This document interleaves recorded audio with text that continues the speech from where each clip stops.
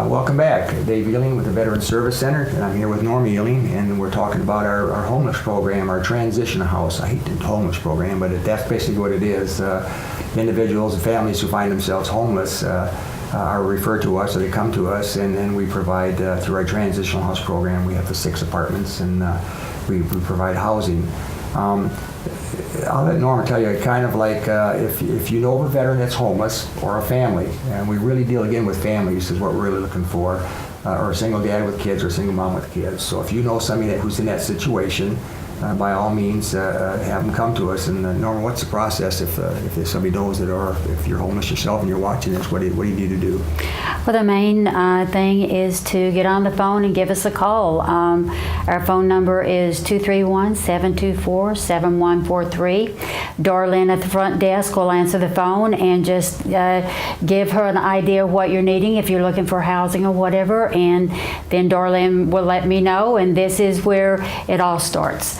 If you want to come in and talk with me, you're more than welcome to. Just come in and ask for Norma. We have a contract that I'd like for you to read over. We don't ask any more of you than we do ourselves. As Dave mentioned, I think previously, everybody shares in taking care of the hallway up on the 3rd floor, and everybody is responsible for their apartments and keeping them clean. This is very, very mandatory for your apartments to be clean, and the hallway. Well, we do the same thing on the 2nd floor.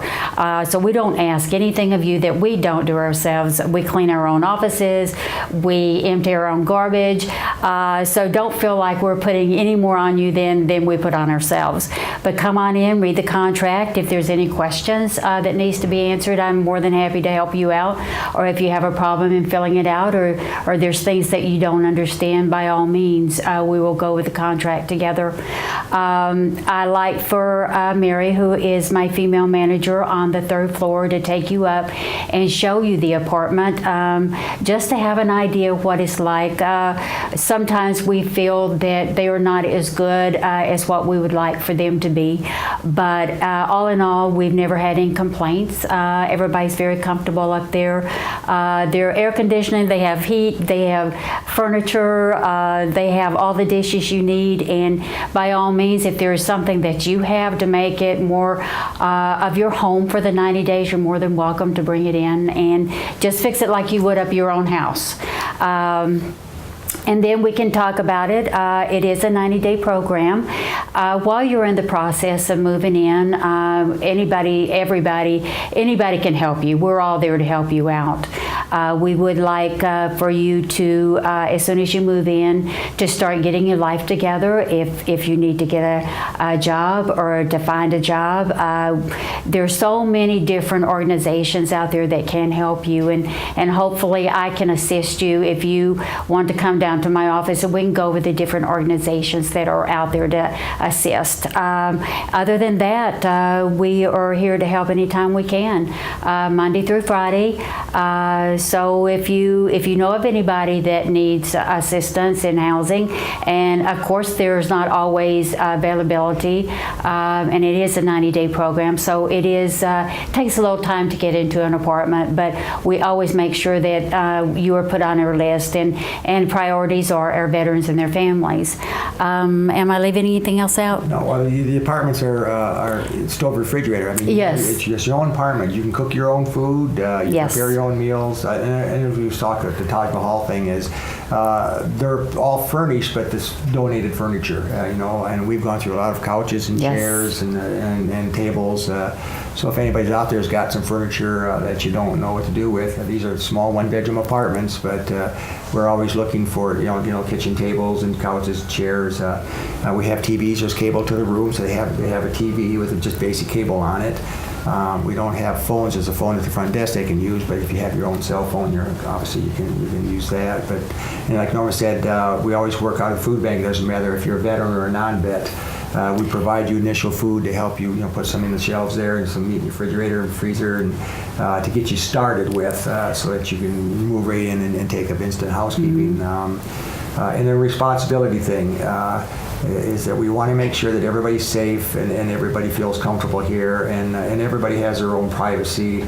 But on the other hand, that we also need to make sure that you stay within the boundaries. If there's arguing and fighting, or you're disrupting the people across from you or next to you, then we'll talk to you about it. We'll bring you down and we'll talk, and we give everybody a chance to realize that what the responsibilities are. And for military people, I think they're a little easier because they've been through basic military training. They've been in the military in that environment, and so they know the discipline thing. They kind of get it. Sometimes, especially with some of the single moms that are we get out of every woman's place, have just really had a tough life, had a tough go of it and stuff, and they really need some guidance. And Norma becomes a mother to them. I mean, many times they'll come down, the ladies will come down and talk to her, and for that guidance.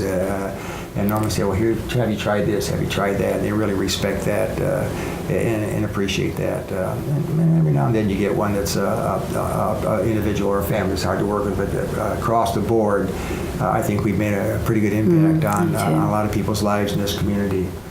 With veterans, I think veterans make up about 12% of the population, but we make up over 25% of the homeless population.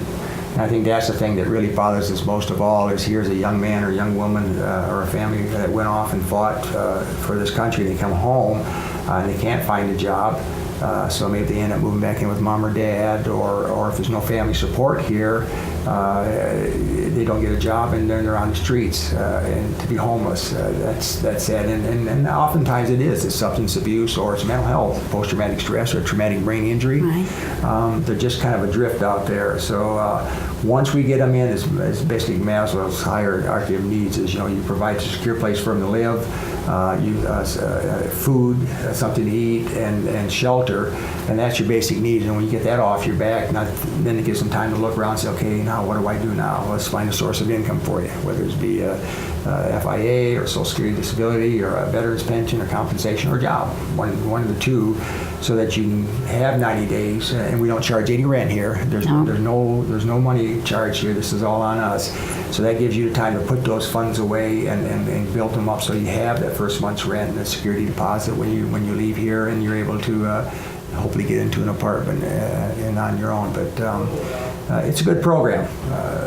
We're very proud of it, and we're very proud of the number of people that we're able to help. And like Norma said, if you know of somebody, and if or you yourself, you're in danger of becoming homeless, you give us a call and come down and check it out, and we'll certainly talk with them about it and see what we can do.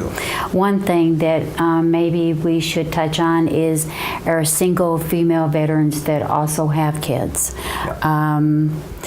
We have had single females veterans, and they also have problems just like your single male veterans. They have kids that they have to take care of. Sometimes they don't have a job. We have had one recently that's having a very difficult time. But she also is authorized to see the VA medical just as well as the male veterans are. So this is something I think we probably need to touch on a little more often, and maybe go into it just a little more depths to it. 20% of the fighting force in Iraq and Afghanistan were females, 20%. And they are, for the first time in our history, coming back with large numbers of females with combat-related post-traumatic stress. And if the marriage breaks apart or things don't work out, then the mom has the children usually. Yes. Plus they're dealing with this mental condition of the post-traumatic stress, and it can be very, the world just crashes down around them and stuff. And the female veteran is a very important role and a very important part in the community, and oftentimes they're the ones that have the kids, and they're with them and stuff. So. That's another great idea. Is the families and the single moms and the veterans, war vets and stuff. But again, we take on everybody. If you are homeless or in need of help, we have a waiting list sometimes, unfortunately, and vets are our priority. But we will not let apartments sit empty. If somebody comes to us, we know there's a family out there that needs help. That's part of our responsibility to the community, is help anybody that really needs the help. All right, well, we thank you very much. Stay tuned, and we'll be back in just a few minutes.